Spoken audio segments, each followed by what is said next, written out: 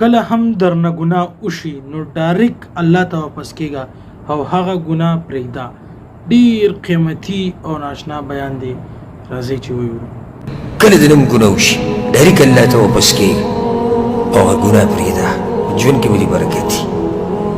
الله د مؤمنانو دا شان ذکر کړی.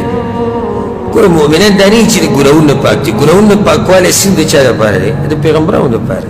نو خو هر چا نه ګناه کېږي، خو کوم چې اوچت مرتبې اوچتې درجې والا مؤمنان دي او خپل رب یې پېژندلی د هغوی نه هم ګناه کېږي. یو خو د هغوی نه ګناه لږه کېږي، نادرا دې کېږي، کله کله دې کېږي. یو پکې دا خبره ده په هغو کې. دویمه الله څه وایي؟ والذين إذا فعلوا فاحشة أو ظلموا أنفسهم کله چې د دوی نه ګناه وشي او ځان سره ظلم وکړي دا مؤمنان زه اوچتې مرتبې والا مؤمنان که ته ژوند کې برکت غواړې نو دغه مرتبې ته به ځان رسې. ګوره د هغوی طریقه څه ده؟ ګناه دې وشو ځان سره یې ظلم وکړو نو څه کار کوي؟ ذکروا الله، ډایرک ورته الله رایاد شي. دا په دې اوچتو مؤمنانو کې دا لوی صفت دی. کله د الله نافرماني ته زړه وشي او خواهشات پې زور راولي او شیطان پې زور راولي، ده ته څوک رایاد شي؟ الله ورته رایاد شي. راشه وایي د فلاني ته دوکه ورکړه، په عرش باندې رب دې هسې هم دوکه ورکړي. راشه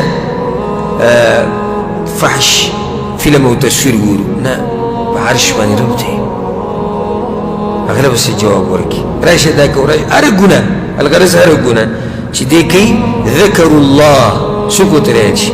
الله ورته رایاد شي. ښه چې الله ورته رایاد شي فاستغفروا لذنوبهم نو بیا استغفار، دکه زما مقصود. الله ورته رایاد شي نو بیا بخانې غواړي د الله. ومن یغفر الذنوب الا الله، او د الله نه له هغه څوک ګناهونه نشي بخښلی.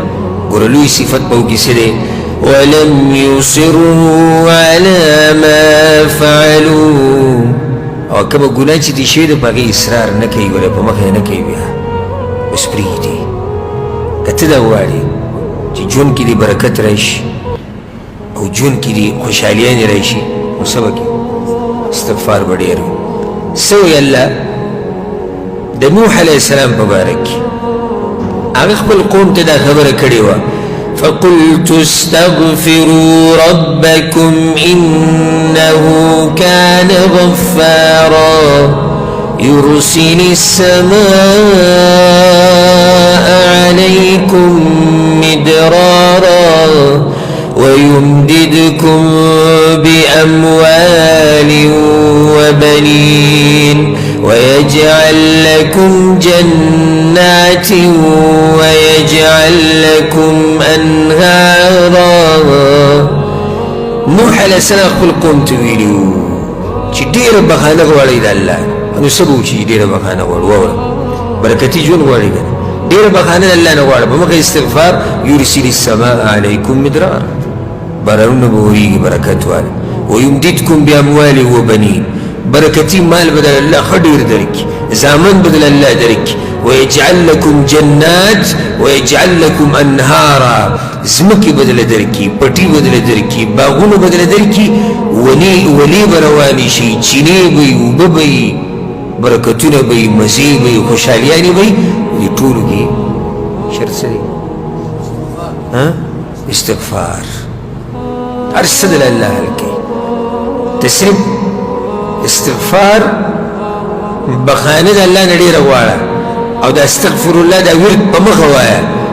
دا ډیر قیمتي او ناشنا بیان د الشیخ ابو حسان اسحاق سوادي صاحب. تاسو واورېدلو دغه شان قیمتي ویډیوګانو دپاره زموږ د یوټیوب چینل سبسکرایب کړئ او ویډیو لازمي لایک کړئ.